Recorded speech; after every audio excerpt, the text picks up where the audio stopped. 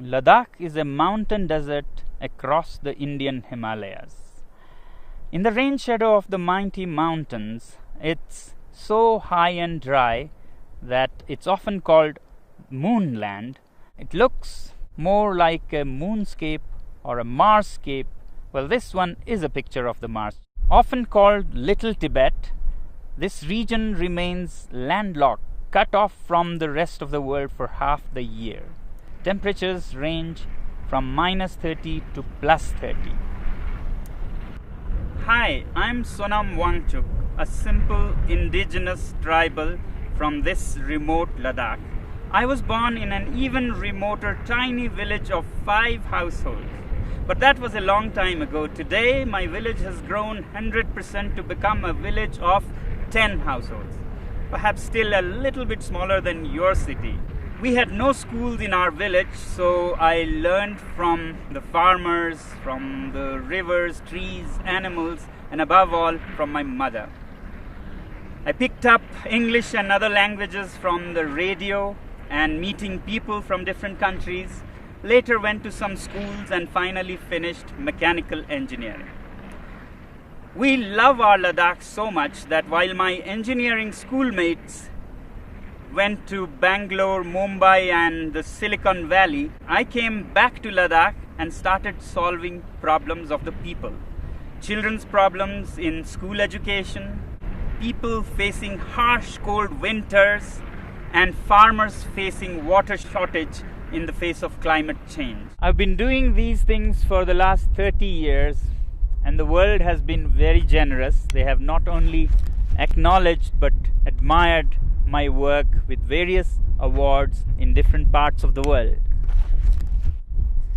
But today I have come here not to talk more about these things but to share with you a bigger challenge that Ladakh is facing and to seek your support in solving our problem. Yes, you can solve our problem, and not only that, you have the power to even avert a world war. Let me explain how. This is Ladakh. You see the famous Indus River flowing, and over there the dark mountains. Across that are the valleys of Nubra and Changtang, where we share our border with Tibet, which is now occupied by China. You may have heard that for the past few weeks, Chinese army has intruded deep inside Indian territory. This has been happening over years, and our shepherds who raise the famous Kashmir goats have lost a lot of their pastures and are in deep trouble. Now, the Indian army is there in large numbers across those mountains, matching China's soldier to soldier, bullet to bullet. But I don't think that is a solution. Both these countries are nuclear powers. And push comes to shove, India doesn't need all of its 160 nuclear weapons to raise all Chinese cities, and vice versa. And that could soon escalate into a full-fledged world war, World War III. Therefore, I have come to seek your support in solving this. You, my friends, have the wallet power, which in this case can even diffuse a bullet war between different countries. Let me explain how. To understand your power, let's first understand what China is doing and why and when. Although China claims that Indian soldiers intruded into its territory, it could not be a coincidence that at the same time, in the months of April and May, Vietnamese decide to bother China. Taiwan and the US Navy also decide to bother China. And the timing is important. This is the time when the whole world is dealing with the pandemic. Who would even think of border disputes? But one country has serious reasons to do that, and that is China. China, being a totalitarian regime, fears not so much the bullet power of India or the US. What it fears most is its own people. the 1.4 billion people that work like bonded laborers without many rights and enrich this regime, when they are angry, there's a situation for an uprising, a revolt. And today, after the COVID pandemic, people in China are furious with their government for how they handled the pandemic. Chinese businesses are shut, factories are shut, unemployment reaches 20%. And it's time for an uprising. And that's when China picks up fights with several of its neighbors to divert the attention of angry citizens from the economy to nationalism. And this is not the first time China is doing this. From 1958 to 62, during the worst Great Chinese Famine, when people in China were very, very upset, Mao decided to invade India. And now Xi is doing the same thing again. Well, this is the simple analysis of my simple tribal mind. If this be the case, then we, the citizens of the world, should use our wallet judiciously and hit China where it hurts most, the economy. If enough people around the world decide that we will no longer buy Chinese goods and sponsor this regime, then that will see their worst nightmares coming true. And I think this is the only way we can bring the Chinese regime on the discussion table for peace dialogues. We must always clearly remember that when we say China, it's the regime and not the civilization, not the people. In fact, the Chinese people are themselves the greatest victim in this. And that's why, my friends, I've come to seek your support. We use so many Chinese products, software, hardware, from apps and software that sends millions and millions of dollars to China to products like clothing, phones, computers. If we boycott these goods, it'll send a clear message to China that the world is not happy with you. But is it right to boycott goods from a particular country? When normally not, when it is among equal partners. But my simple tribal mind says that China is not a normal country. If the world was a club of peaceful sheep, China is a wolf in sheep's clothing. It doesn't respect the rules of the game.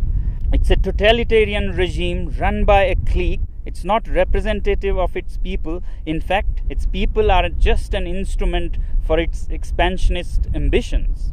It doesn't respect international customs or bodies like the WHO, and we saw because of its behavior how the COVID spread so much and caused so much suffering. Yet, we, the people of the world, also have double standards. We overlook everything and just want trade with it. In 1947, China gobbled up Inner Mongolia. We were silent. We wanted trade. Later, Tibet, with its 6 million Tibetan Buddhists, were annexed. We were silent. We wanted trade. And then Xinjiang, with its 10 million Uyghur Muslims, were gobbled up. We were silent. We wanted trade. In fact, 60% of today's China is occupied territory. But we overlook that because we want trade. But the biggest victims of this regime are the 1.4 billion Chinese. They work like bonded laborers, have hardly any rights, and if they raise their voice, they disappear. China has already blocked and banned Twitter, Google, Facebook, and keeps its people from all the information of the free world. And now with the Belt and Roads Initiative, China is laying a debt trap around the world. Already, countries like Sri Lanka have lost their land as they couldn't pay the debts. Pakistan is soon becoming a colony of this kind. In Africa, Djibouti has already lost its land for China. Countries like Tonga have debts that amount to 44% of its GDP. After Asia and Africa, they're soon arriving in Europe, where assets are being built all over Central Asia and Europe with loans from Chinese companies and contracts given to Chinese companies with very high rates, and when you can't repay the loans, you lose your land. To my simple tribal mind, these belts and roads are the veins to suck the blood of the world, to send finished Chinese goods and to suck resources and money from around the world. But we overlook all these facts because we are addicted to cheap Chinese goods. We must also find out, why are these goods cheap in the first place? Can we ethically make cheap goods like this? Well, they are cheap because the labor is low paid, labor laws are hardly there, and natural resources are plundered like there is no tomorrow. State subsidizes utilities to artificially lower their prices, and they manipulate currencies in their favor. So it's time that we, citizens of the world, take our wallets into our hands and say we have personal economic sanctions on this regime. And yet in the free world, we have the double standards to say that if our own country has environmental and human rights restrictions, we move our factories to China. Well, aren't Chinese people human beings with human rights? Isn't nature in China a part of this planet?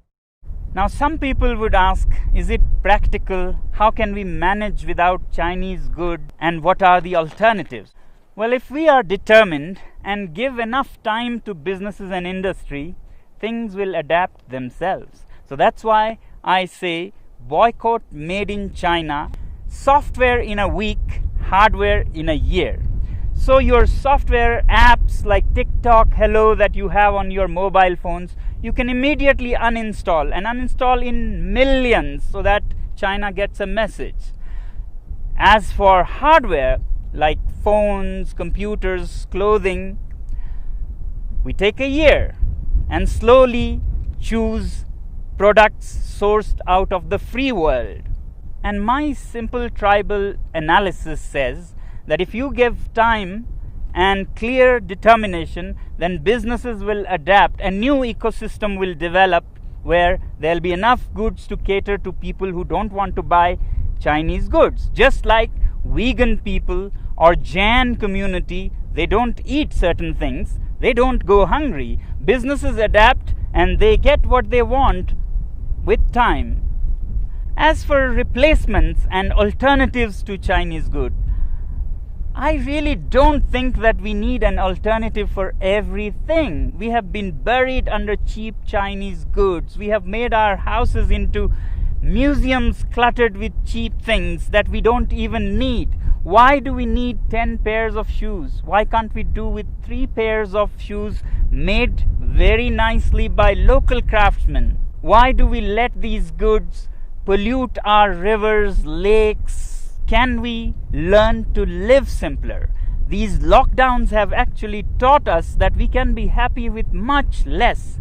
So can we also think out of this box and talk about a simpler life with local products? If you want to learn more about how to live happily with simpler lives, please look up our movement, ilivesimply.org. You may not agree with me, but if we keep appeasing China because of our addiction to trade with it and overlook everything else, my simple tribal mind says that we might even be repeating history. How in the late 1930s, the British government led by Chamberlain kept appeasing Hitler and giving in to its demands, finally led to the Second World War. If we continue on the same path, we might either be leading the world to a third world war or a world dominated and colonized by China. Let me help you understand further what our addiction to trade with China can land us into. Here's a story of the great Indian monkey trap. Man puts a sweet bait into the pitcher and then ties this pitcher to a tree with a very small opening. And the monkey comes, puts its hand into the pitcher, grabs the sweet. As it closes its fist to grab this bait, the opening is so small that a closed fist cannot come out of its mouth.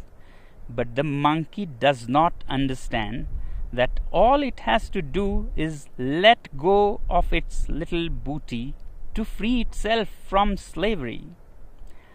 It struggles and struggles to get its hand out, but doesn't open its fist and let go of the bait. Continues for all night, and in the morning, the shrewd hunters come and catch it, all because of its attachment to its booty.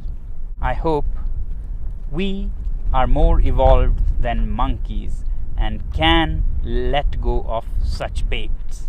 Well, this is all that the last citizen from the remotest part of the planet can say. The choice is yours.